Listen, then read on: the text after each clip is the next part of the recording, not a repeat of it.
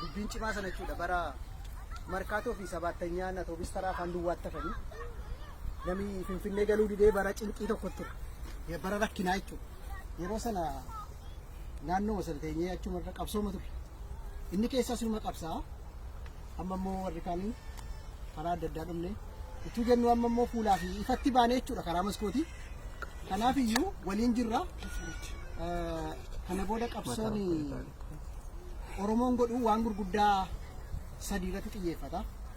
Inni tokkoffaa qabsoo bilisummaa fi of danda'uutiif goonu yoomiyyuu qaamni dhorku hin jiru. Amantaanis nuuf iyyama, seerris nuuf iyyama, seeronni addunyaas ni iyyamu. Mirga of danda'u, mirga ofii keenya, mirga bilisummaaf goonu qaamni dhorkuu danda'u kamillee hin jiru. Wanti hundumtuu bilisummaadha.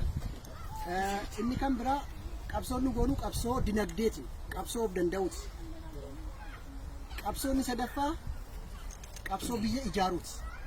Biyya keenya ijaaruu, dhaloota ijaaruu, lafa keenya ijaaruu jechuudha. Qabeenya hundumaa qabna.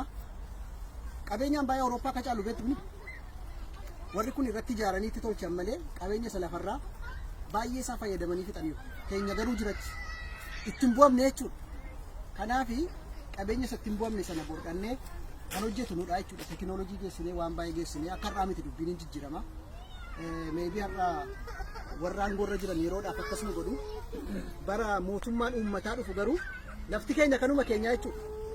Mee namoonni baaleedhaa dhuftan way waasinti mufan baalee nam ilaalee warri argine hin beeku baaleen kophaa masaa biyya tokko kophaa masaa biyya ta'uu danda'a jechuudha. Lafatti hin bu'amne wanti itti qophuu masaa biyya tokkodha. Duwwaadha baay'ee isaa waan hin beeku feesitti iluu baabur namachi dhufe hin beeku yoo dhaqxanii akkuma kana caalaa bareeda uumamuma lafa baay'ee bareedaa argatu. Wanti yoo Arsii yoo laaltanii teessuma lafa Wallagga yoo laaltanii Jimma yoo laaltanii Oromiyaa isa waameessanis iddoo hundumaa waan bareedduu jira jechuudha. Waan sana kan jijjiirudha. Amma dhumaatti as wanti taana miti asis nu hojjenna. Kanaaf dhaloonni jiru kuni dhaloota biyya jijjiirudha jechuudha. Warra jiru ammoo warra angorraa yoo mormines yoo hojii keessa sirrii midhannes biyya keenya garuu hin jibbinu. Biyya keenya miti dha. Kaayyoon keenya kana miti. Biyya keenya achi jira bar wanti hunduu. Kanaaf waan achi jiru kana waliintu beekumsa walitti finnee irratti hojjenna jechuudha. Waliin jirra kallattii hundumaan isin duukaan jira waan dandeenyuun karaa salphaan itti wal argan bara kanaa tokko sooshaal miidiyaadha. Sooshaal miidiyaa kan waliin qabne waliin laachuu maqaa makootiin jira Magarsaa Boosheede mallattoo